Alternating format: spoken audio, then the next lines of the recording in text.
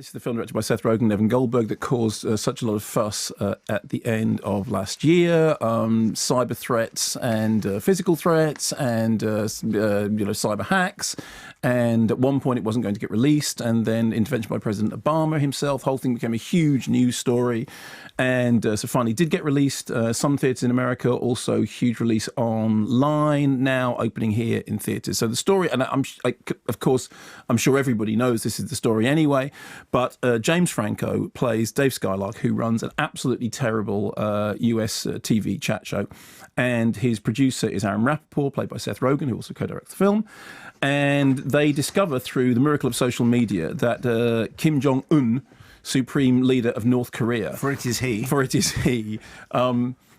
is a fan of their TV show. And so actually what Dave Scarlett decides that he really needs to do is he needs to go to North Korea and secure a TV interview with Kim Jong-un, because this will make him be taken seriously. His producer, however, thinks it's not such a great idea. Here's a clip. This is the biggest interview since Frosty Nixon. Frosty Nixon? I mean, in 10 years, Ron Howard's gonna make a movie out of this. We do this, we can interview any president on the planet. And then you can ask him the real questions. This is like eating our vegetables. Once you eat those, then you get to eat the steak. And we know Aaron wants his steak. This is like the Lord of the Rings, okay? I'm actually like Frodo Baggins. You're my Sam. My Samwise. I can't do it without you. Okay. Come with me to Mordor. Okay, let's do it. Yeah? Yeah. Now, what's remarkable about that clip is that it's one of the very few clips we could find which didn't have a bunch of words in it that we would have to bleep and take out, because the fact of the matter is, as I'm sure you would expect from the players involved, let's say the tone of the humour is about as low as it is possible to go. It is all those usual jokes about male parts and bromances, sort of super crudely done. The gag is that they're going to go to North Korea. They are intercepted by the CIA, who say, whilst you're over there, would you assassinate Kim Jong-un for us with this special celluloid strip which has got some kind of cyanide thing in it, and then it's about their adventures attempting to do this. And there is some this is the end style mayhem, but mainly it's about blokes cracking unbelievably low rent gags at each other and talking scatologically. Now, here's the thing with the film.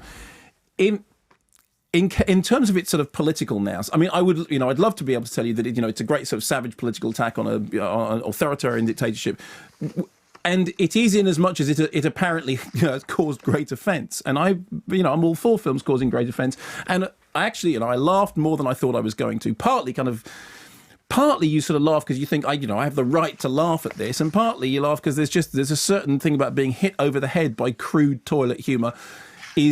There are certain times when just the sheer repetitive dumboness of it can actually make you start to laugh. But if you compare this, for example, to Team America World Police, which I watched again just recently and is still unbelievably funny and unbelievably rude, there's nothing in this which is as edgy or as I think is sort of, as satirically pointed as is in Team America World Police. I mean, the fact of the matter is, if the ruling dynasty in North Korea can withstand the sight of a puppet, Kim Jong-il singing "I'm so Ronry," having fed Hans bricks to a killer shark, then frankly, there's nothing in this they can't deal with. What they've got to deal with here is the character who's playing Kim Jong-un likes Katy Perry and, is actually a sort of mummy's boy who's worried about his own position in the world.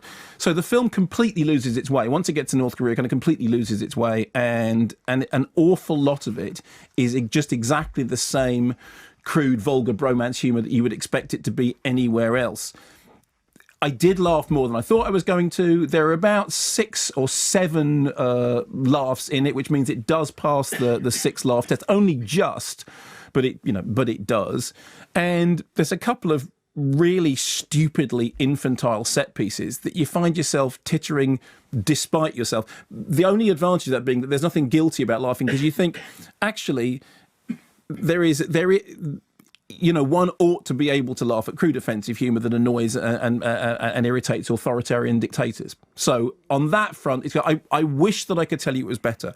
I wish that I could tell you, this is a great example of comedy being used, to really spike authority. It isn't. It is a bunch of those same old gags that just happen to be aimed at North Korea. Yes, it would be good if you could laugh at them and feel as though it was being subversive, but it doesn't. Yes, sound well, as though it is. I mean, I did laugh at it, and part of me laughed at it because you sort of want to laugh with it because you want to find it. But it's not what it could be. That said, it is funnier than I thought it was going to be, because at the beginning, because there's a very funny gag at the beginning when Eminem is on the TV show, and Eminem suddenly outs himself, and there's a sort of comic section, it's about 2 or 3 minutes long, in which you think, oh well, if they manage to keep up this level of funny, then great.